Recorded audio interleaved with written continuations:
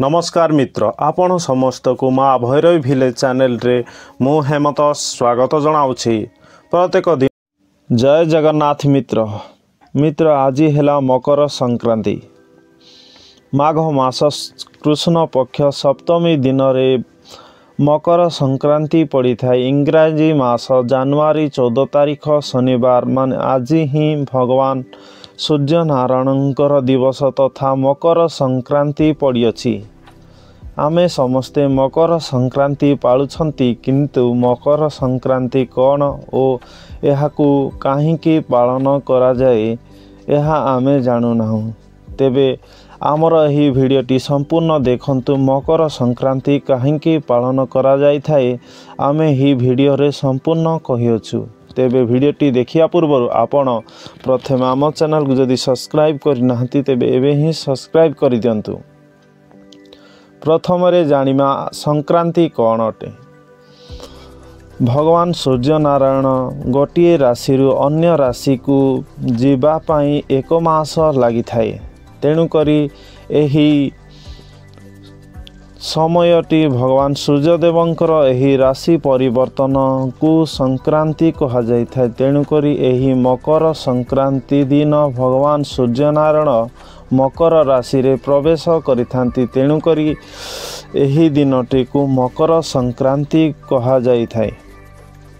मकर संक्रांति रे भगवान सूर्य नारायण उत्तरायण गति करिथांती। तेणु करी एही दिन ठारू भगवान सूर्य नारायणकर विशेष पूजा अर्चना करने संगे संगे देव कार्य मध्य आरंभ होई थाए।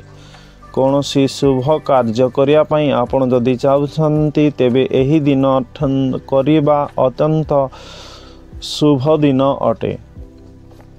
जो भक्त तथा श्रद्धालु माने भगवान सूर्यनारायण को प्रत्येक दिन जल अर्पण करुछंती सेमानंक पई एही दिनटी अत्यंत विशेष शुभ दिन अटे। भगवान सूर्यनारायण को एक तंबा ढाल नहीं सेथिरे फूल अरुआ चाउल कला राशि और गुड़ दे भगवान सूर्य नारायण को जल दान करने द्वारा विशेष कृपा मिली है और भगवान सूर्य नारायण अत्यंत संतुष्ट होइथांती। और भगवान सूर्य नारायण आपण को आरोग्य करने संगे संगे बहु बर मध्य प्रदान करिथांती।